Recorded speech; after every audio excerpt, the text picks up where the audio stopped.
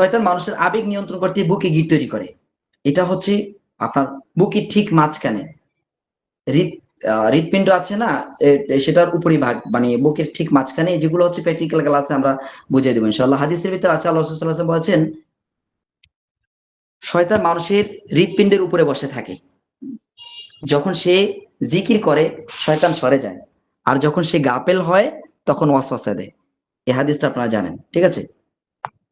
তো আপনারা হচ্ছে এই লক্ষণগুলো দেখবেন হচ্ছে কোনো মেডিকেল কারণ ছাড়াই শ্বাসকষ্ট তৈরি হবে। মেডিকেল কোনো কারণ ছাড়াই রোগীর শ্বাসকষ্ট তৈরি হবে, তীব্র হতাশা, মৃত্যুর ভয়, আল্লাহর জিকিরের প্রতি তার অনীহা চলে আসবে। এটা হচ্ছে বুক এবং হার্টের মধ্যে জিন্নাতের দুর্গ বা জিন জাদুর প্রবলেমের কারণে এই প্রবলেমগুলো হবে। এটা হচ্ছে বুক এবং হার্টের বিষয়ে আলোচনা করেছি। প্রথমে মস্তিষ্ক বিষয়ে আলোচনা করেছি, এখন এসেছি আমরা বুক এবং হার্ট। 3 নম্বর আমাদের আলোচনা হচ্ছে পাকস্থলী। 3 নম্বর হচ্ছে পাকস্থলী। যে জাদু খাওয়ানো বা পান করানো হয়, সেহের মাকুল ওয়াল মাশরুব, যে জাদু খাওয়ানো বা পান করানো হয় তার মূল কেন্দ্র দুর্গ হলো পেট। যেটা খাওয়ানো হয় বা আপনার পান করানো হয় এটার মূল কেন্দ্র কিন্তু হলো পেট।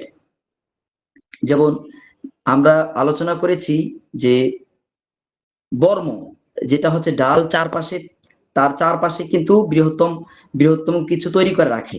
নাভি ও নাভির চারপাশ, পাকস্থলীর উপরিভাগে এই জায়গাগুলো নির্দিষ্ট স্থান জিন্নাতের, কথা বুঝতে পারছেন? নাভি ও নাভির চারপাশ এই জায়গাগুলোতে দেখবেন আল্লাহ রাসূল সাল্লাল্লাহু আলাইহি ওয়াসাল্লামের হিজামার ভিতরে আপনারা এটা দেখতে পাবেন, এবং এই জায়গাগুলো কিন্তু হিজামা করা হয়। এটার লক্ষণ বিভিন্ন ভাবে হতে পারে, যেমন গ্যাস্ট্রিক বা আলসারের মতো চিরস্থায়ী ব্যথা, বা কোনো ওষুধ খাচ্ছে, ওষুধে কোনো কমছে না, ডাক্তার দেখাচ্ছে কোনো ফলাফল পাচ্ছে না।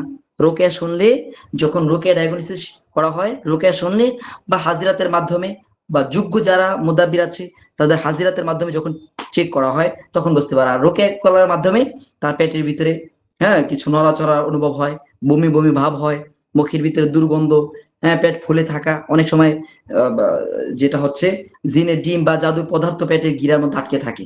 ঠিক আছে, তখন এই যে আটকে রয়েছে এটা কিন্তু নির্মূল করার জন্যই কিন্তু আমাদের এই হিজামা এবং আকুপ্রেশারের প্রয়োজন হয়।